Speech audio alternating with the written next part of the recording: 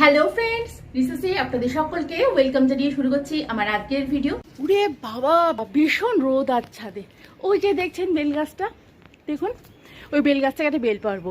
ফোনটা রেখে পারতে হবে, ফোন নিয়ে পারা যাবে না। এই বেলটা আমি পারলাম। আজকে বিকেলে বেলের শরবত করবো, আপনাদের সাথে শেয়ার করব।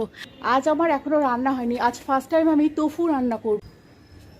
আমার সাথে থেকে আমার পুরো রান্নাটা দেখবেন, যদি কোনো ভুল করি অবশ্যই বলবেন।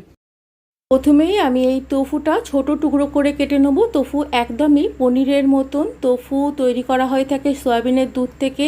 আপনাদের মধ্যে যারা গরুর দুধের কোনো তৈরি খাবার খেতে পারেন না, তারা তোফু খেতে পারেন। তোফু ভীষণই প্রোটিনযুক্ত একটি খাবার। প্রথমেই আমি তোফুটা সামান্য নুন হলুদ দিয়ে ভেজে নেব। আমি এখানে রিফাইন অয়েল ব্যবহার করেছি তোফু তৈরি করার জন্য, আপনারা সর্ষের তেলেও রান্নাটা করতে পারেন। তোফুর জন্য প্রথমেই আমি একটি মশলা তৈরি করে নিয়েছি। 1 ইঞ্চ আদা, 2টো টমেটো আর 2টো কাঁচা লঙ্কা দিয়ে একটি মশলা আমি আগেই তৈরি করে রেখেছি। তোফুটা হালকা লাল করে ভেজে নিতে হবে। আপনারা তোফু একদম পনিরের মতন করেও রান্না করতে পারেন, মানে সর্ষে পোস্ত দিয়েও তোফু রান্না করতে পারেন। তোফুটা ভেজে তুলে নেওয়ার পর ছোট ছোট টুকরো করে কেটে রাখা আলু পটলগুলো আমি ভেজে নিচ্ছি। এখানে আমি 2টো ছোট সাইজের আলু আর 5টা পটল ডুমো করে কেটে আমি ভেজে নিলাম। তারপর আলু পটলটা তুলে রেখে ওই তেলের মধ্যে জিরে আর শুকনো লঙ্কা ফোড়ন দিয়ে ফোড়নটা একটু নেড়ে চেড়ে বাটা মশলাটা দিয়ে মশলাটা একটু কষিয়ে নিচ্ছি। মশলা কষাতে কষাতেই গুঁড়ো মশলা হিসাবে দিয়ে দিলাম 1/2 চামচ কাশ্মীরি লঙ্কার গুঁড়ো, সামান্য একটু হলুদ গুঁড়ো, সামান্য একটু জল দিয়ে মশলাটা আরও একটু কষিয়ে নিলাম।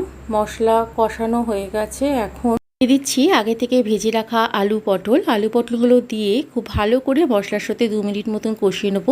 আপনারা এই রান্নায় ঘি গরম মশলার ব্যবহার অবশ্যই করতে পারেন। আলু পটল খুব ভালো করে কষানো হয়ে গেলে এর মধ্যে আমি পরিমাণ মতন জল দিয়ে দিচ্ছি। মিক্সি জারে 1 কাপ মতন জল দিয়ে সেই জলটার মধ্যে দিয়ে দিলাম। তারপর স্বাদ অনুযায়ী নুন আর সামান্য একটু চিনি দিয়ে খুব ভালো করে নেড়ে চেড়ে ঢাকা দিয়ে 1 মিনিট মতন ফুটিয়ে নিলাম। এরপর ঢাকা খুলে গ্যাসের ফ্লেমটা মিডিয়ামে রেখে তোফু বা পনিরের টুকরোগুলো দিয়ে আরও 1 মিনিট মতন আমি এটা রান্না হতে দেবো। এখন গ্যাসের ফ্লেমটা বন্ধ করে 1 মিনিট পর পরিবেশন করে দিচ্ছি। সবাই ভালো থাকবেন।